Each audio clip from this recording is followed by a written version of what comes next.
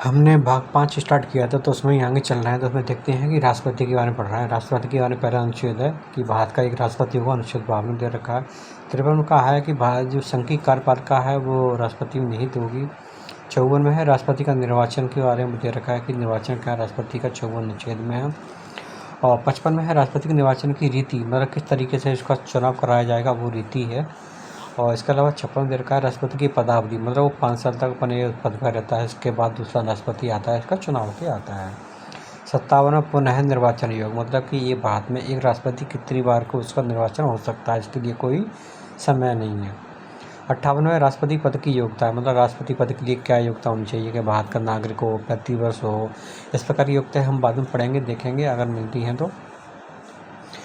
और 59 में दे रखा है कि राष्ट्रपति पद के लिए जो शर्तें हैं वो कौन कौन सी शर्तें होंगी, क्या शर्तें होंगी, वो दे रखा है। 60 में है राष्ट्रपति शपथ, जो राष्ट्रपति की शपथ होती है जब प्रतिज्ञान, वो अनुच्छेद 60 में। 61 में राष्ट्रपति का महाभियोग चलाने की प्रक्रिया है, राष्ट्रपति की ओर महाभियोग चला सकते हैं। 62 में कि राष्ट्रपति के पद रिक्त होने पर उसके भरने का जो समय होता है उसे 6 महीने के अंदर भरा जाता है, इसके भरने का जल्द से जल्द प्रावधान है। इसके अलावा हम बात करते हैं कि अनुच्छेद 52 में, जिसमें क्या क्षमादान और कुछ मामलों में दंडादेश, निलंबन, परिहार, लघुकरण आदि राष्ट्रपति की शक्तियाँ हैं।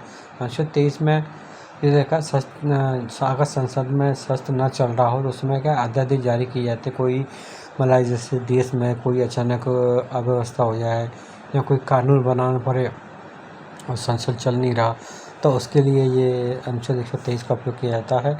इसके बाद अनुच्छेद 85 है, इसके बाद दे रखा है कि संसद द्वारा संसद के शस्त्र बुलाने, शस्त्रावसान और लोकसभा को भंग करने की शक्ति है 85 में। और 111 पर विधेयक को जो विधेयक होते हैं उन पर वीटो करने की शक्ति होती है राष्ट्रपति की। इसके बाद अनुच्छेद 52 और से लेकर के 60 तक जो राष्ट्रीय आपातकाल, वित्तीय शासन और राष्ट्रपति शासन के होते हैं, जिसमें अनुच्छेद 352, 356 और 360 ये तीनों के बारे में विवरण दे रखा है। जैसे कि 352 में हम देखें, 352 होता है क्या राष्ट्रपति में राष्ट्रीय आपातकाल, ठीक है ना। 356 में होता है राष्ट्रपति शासन, ठीक।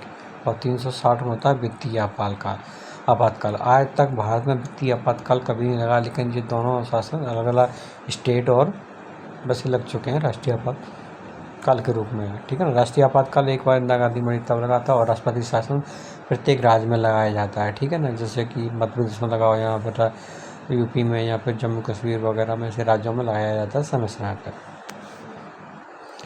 अब थोड़ा सा राष्ट्रपति का और बचा है, वो भी देखेंगे, लेकिन आज के लिए इतना ही।